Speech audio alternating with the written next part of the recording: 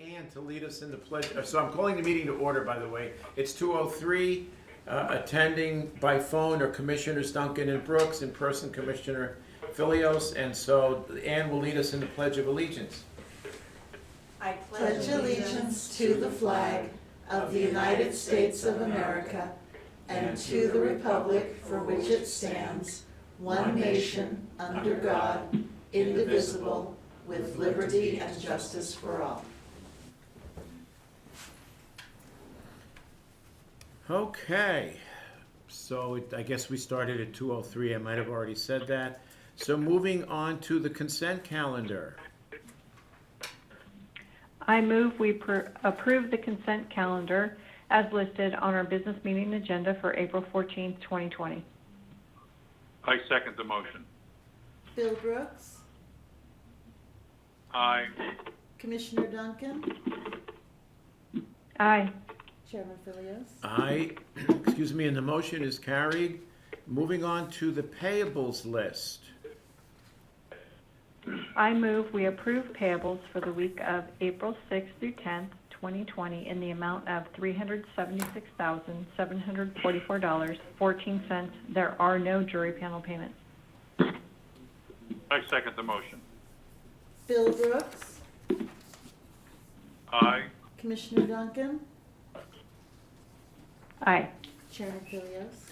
Aye, and the motion is carried. Do we have any changes to the agenda? Number 11 was pulled as it will be handled with number 4. Okay, so number 11 will be handled along with number 4. Thank you. Moving on to the action items. Number 1, award contract for the breakwater construction and installation with Bellingham Marine Industries for our parks and waterways. Nick Snyder. Good afternoon, Commissioners. Nick Snyder for the record. Yes, this is a contract in the amount of $1,123,817 with Bellingham Marine, and I'm pleased to present this contract, Commissioners. We've all waited a long time to get this done, so thanks to Team Kootenai County. Hello? Yeah, I'm here. Go ahead. I'm sorry, Commissioners, I'm getting a lot of feedback. I just wanted to put on the record that this $1 million approximately is paid for with a combination of state and federal grants and boat launch user fees. No general tax fund dollars are used for this project. Outstanding. Any questions for Nick? Motion. Nope. I move that we award the contract to Bellingham Marine Industries for the breakwater construction and installation. I second the motion. Bill Brooks, Aye. Commissioner Duncan, Aye. Chairman Filios. Aye, and the motion is carried. Item number 2, quote, purchase contract for microwave dispatch with Day Wireless Systems for our sheriff's organization, 911. Colin? Good afternoon, Commissioners. Colin McRoy here. This is for your approval to move forward with. This is a microwave link between the dispatch and the sheriff's office towers, part of our 911 phone system project to add the networking between the two cores as a complete redundant leg. So that we have two diverse paths to keep the two cores networked. Budgeted project and within the funding that we have allocated. Okay, any questions for Colin? Motion.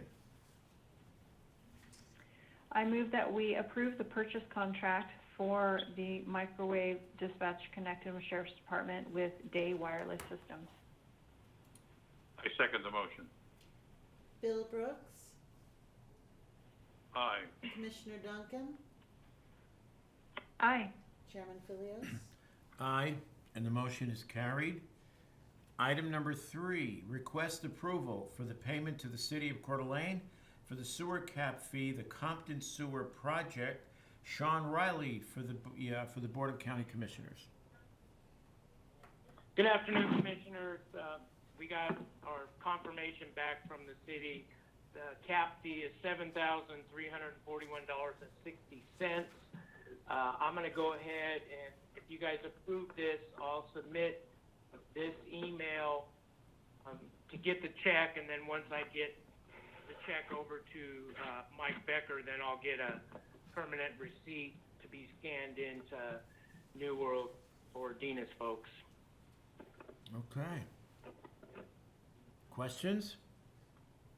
Motion? I move that we approve the request for payment to the city of Coeur d'Alene for the sewer cap fee in the Compton Sewer Project. I second the motion. Bill Brooks, Aye. Commissioner Duncan, Aye. Chairman Philios. Aye, and the motion is carried. Moving on to item 4, consider memo, Department of, or DEQ, Department of Environmental Quality, for the underground storage tank project at the jail. Once again, Sean Riley for the BOCC, and this was the item with which formerly item number 11 was combined. Go right ahead, Sean. Okay, so first of all, you should have a copy of the letter from the DEQ. So I wanted to get that on so that it could be stamped and initialed by you guys and then put into the record. So basically, what's causing an issue, and I was not aware of this, is we went down 8 feet and took out 20 yards of soil in a very small area, and my understanding was that there was no contaminated soil and that we were good to go. Apparently that's not the case. We can't take any more dirt out because we'll compromise possibly the structure of the building, according to our engineer. So we still have some contaminated soil. The tank was proven to have no leaks, so I think we're kind of at a loss as to how we could go that far down and still have some contaminated soil.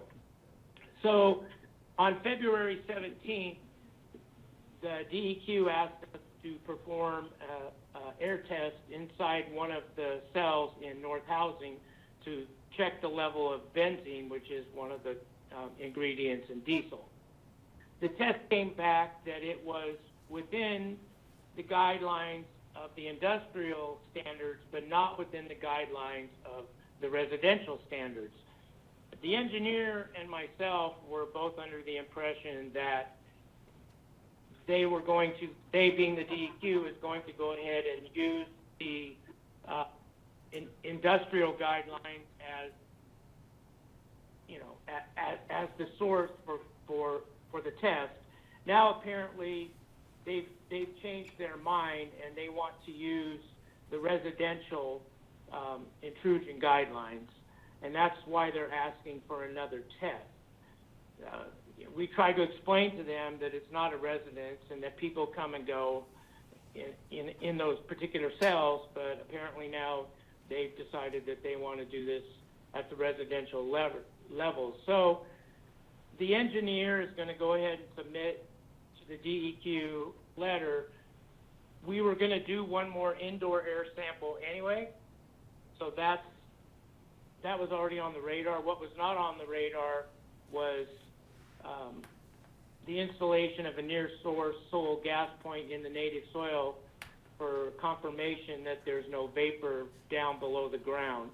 So what he's going to propose to do then is do an outdoor air sample near the HVAC input, and if both samples come back that they're free of benzene, then we're going to ask that we don't have to do number 2, which is install a near source soil gas point. That this is not going to be a new claim, so there won't be another $10,000 deductible. The engineer and I talked about that, and I think we're all in agreement. This is all related, so at least we won't have to do the deductible.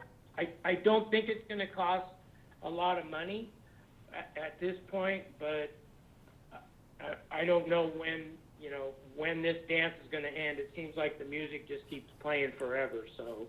Sounds I like would it. suggest also that we, make sure we keep that money in that expansion where we've been drawing this out until we can get this thing finally resolved and cleared up.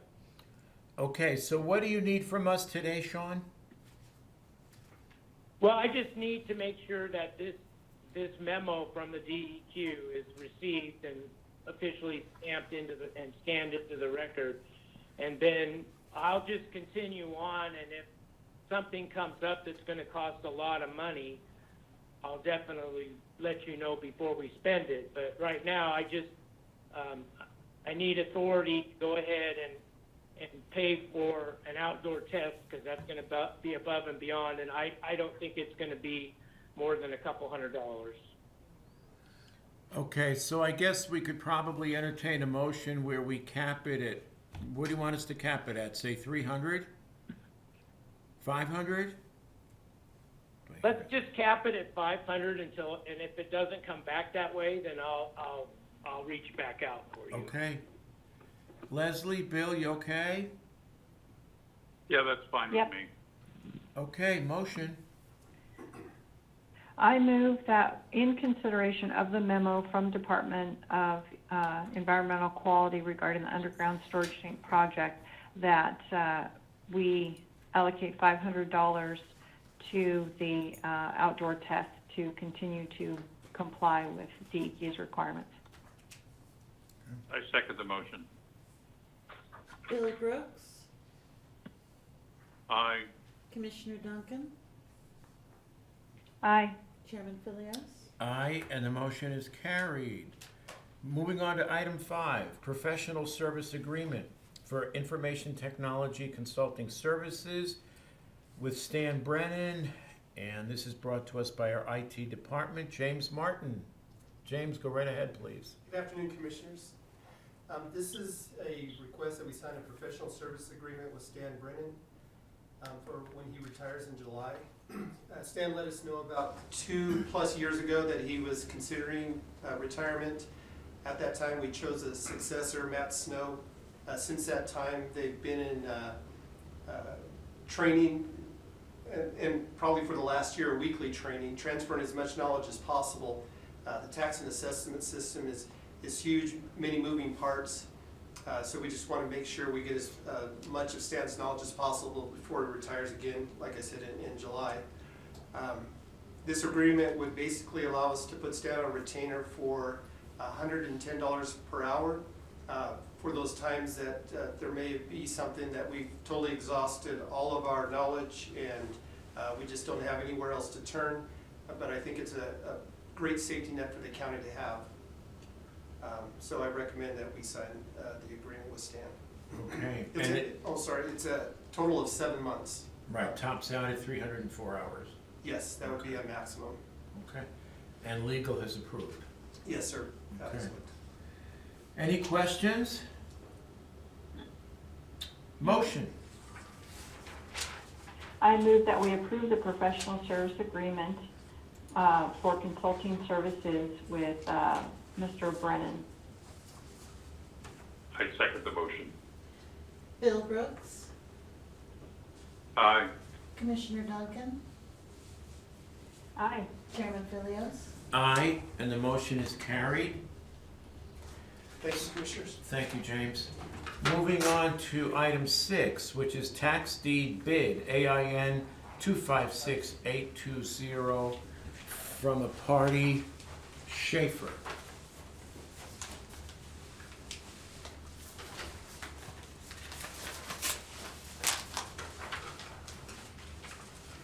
As you wait, I'm opening the bid.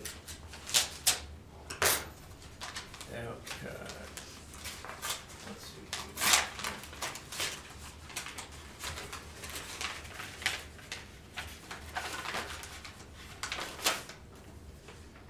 Okay, so this is addressed to us from a Mr. Chris, or Mr. or Ms. Chris Schaefer.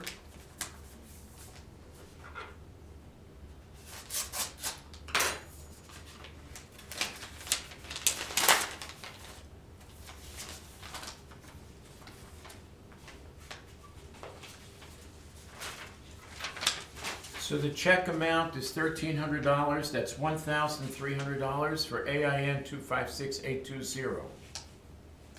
So my understanding is we are awarding this, is that correct? Mr. Chairman, this is that road sliver. Okay, So if we award it, it needs to be restricted so that it can only be used as an easement for the road. okay, It's out there, Country Lane Road, I mean. And to me, it would make sense that we verify that that person is one of the 6 owners that are adjacent to this road. Otherwise, it really is troublesome. okay, so we need to make that verification? Dave? Yeah, I think I would recommend that it be brought back at another business meeting with Okay. the documentation, the easement or the deed or however, with the deed restrictions, and along with the recommendation from David's office. There are a Confirming the couple of ownership. trusts Confirming the next to this. ownership? There are a couple of trusts next to this. It could be Okay. that person, but Okay. that's what we need to verify. So do we need a motion for David, or is it just direction for him to go I think forward? it's just direction at this point. Okay, so you know what you need to do. Thank you. Okay. So then, we're gonna move on to item number 7, which is tax deed bid AIN 128085, and the party is Nagel. Thank you. And This Mr. is a Chairman, pardon me. Go ahead. This is that case we also talked about where it's currently being used as a cemetery and has Okay. since 1940. That's correct, we brought this up before, yeah. And this is 1.253 acres, AIN number 128085. And it's a lot off Ruddy Duck Road near Metamont. Okay, so I'm opening it up. And once again, Director Callahan, you're gonna verify? That, they're comfortable with it only being used as a cemetery and we would deed restrict it that way. So you're saying we can proceed? Yes, sir. And I'll read the letter. It's made out to the Kootenai County Board of Directors. This is an offer to purchase a piece of property, parcel number 052400L, 4 zeros, AIN 128085, tax year 1940, 1.253 acre lot off Ruddy Duck Road near Metamont. It's one of the pieces left over from the tax auction. I would like to offer Kootenai County $100. I'm holding the check, as the property has been through several auctions and hasn't sold, has some access problems. I think this is a fair offer worth considering. Included with this letter is a map and parcel information from Kootenai County's website of the property I'm offering to purchase. So Director Callahan, would you recommend we accept this?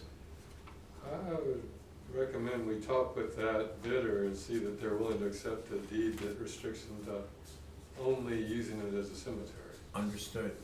So once again, direction? Yes. Okay, so we're providing direction for Mr. Callahan Director Callahan to do as he proposed. So that takes care of item number 7. You get me the other one or copy it? You like that? If I follow up. That's good social distance. I trust everyone. Okay. Item number 8, award bid 2020-03 North Taxiway, Federal Aviation Administration, AIP 047/2019 and 048 for the year 2020 at the airport. Just in time, Stephen Kiergaard. Commissioner Stephen Kiergaard for the record. This is the bid award, recommendation for bid award to Northwest Grading in the amount of $1,236,694.25. Legal has reviewed it, as well as the airport engineers and the airport, and they are the parent low bidder to Northwest Grading Inc. Okay. Any questions for Stephen? What are the terms, Stephen, in terms of any potential match? The potential match, this will be 100% funded by the FAA. We will have no money coming from this. This will be a standard reimbursement, but it will be 100% FAA money. Okay. And the amount again is $1,236,000? $1,236,694.25. Understood. Questions? Motion. Nope. I move that we award the bid 2020-03 for the North Taxiway, and this is the FAA AIP 047, 2019 and 048, with Northwest grading in the amount of $1,236,694.25. There you go. I second the motion. Bill Brooks, Aye. Commissioner Duncan, Aye. Chairman Philios. Aye, and the motion is carried. Item number 9, Resolution 2020-37, designation of applicant's agent, Office of the Emergency Management, that's OEM. Who's Kim doing? Riley here for the record. Oh, I didn't know you were. Can you hear me? Welcome, Kim. We didn't know Yes, you were here. Okay, thank go you. right ahead. I am acting on behalf of Tiffany, who had another engagement. So this supersedes Resolution 2015-60, which designates Sandy Von Baron as the primary agent for OEM grant activity. With her retirement, Tiffany Westbrook will be taking on that role. So this new resolution names Tiffany as the primary agent and again Jody Beasy as the secondary. Understood. Questions? Motion. I move that we approve Resolution 2020-37, which is the designation of the applicant's agent, Office of Emergency Management. I second the motion. Bill Brooks,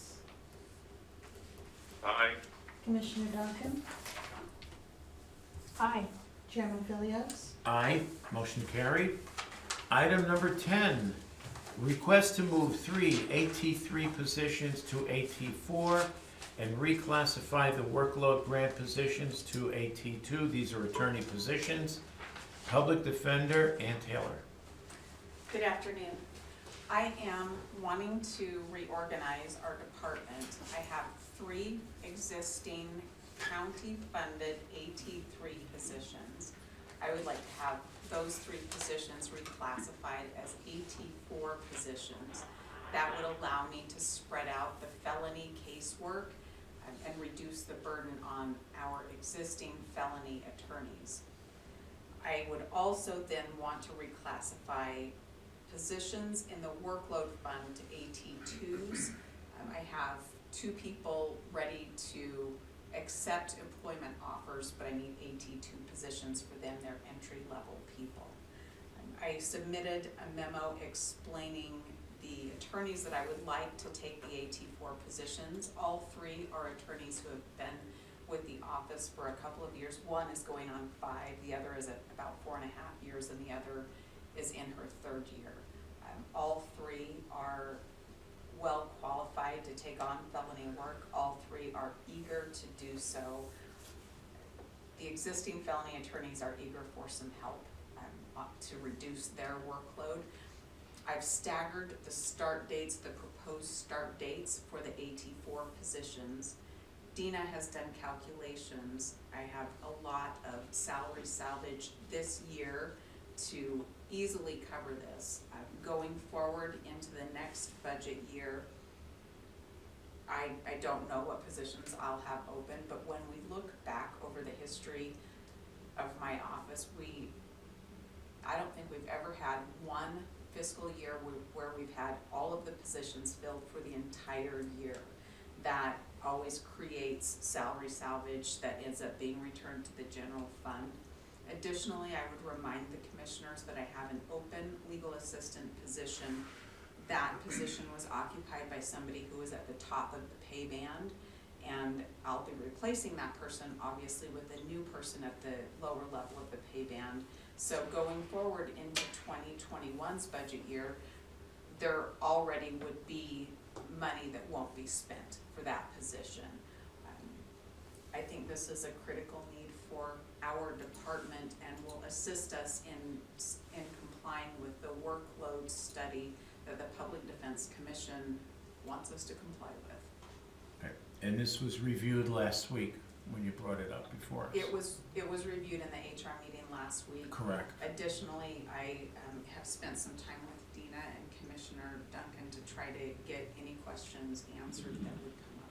Okay, Dean, are you okay?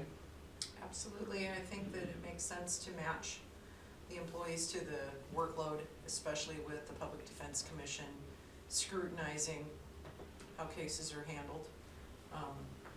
This is appropriate. Leslie, were your concerns addressed? Pretty much. Anne, remind me, I think you might have already answered this for me, but PDC, do they need to okay the downgrading of the AT2 positions? They do not. Okay. Okay, yeah, I mean, I'm not a big fan of having to, pay more tax dollars when we have a grant, but I definitely see the need to make this switch. And so with the amount of salary returned each year, then this is not going to be a burden. Okay. Makes sense. So, question for Dave. Dave, do I need to say the names of the people, or is the fact that the memo is included in the packet enough?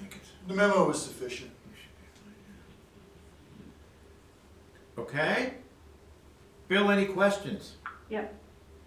Well, I wish we quit using that tired old word salary salvage so that people listening to this or seeing this in the future will know what we're talking about. So you prefer salary savings? Or excess. Oh, okay. Nothing's been saved, it's excess. Understood. Okay. So noted. Anyway, motion. Thank you.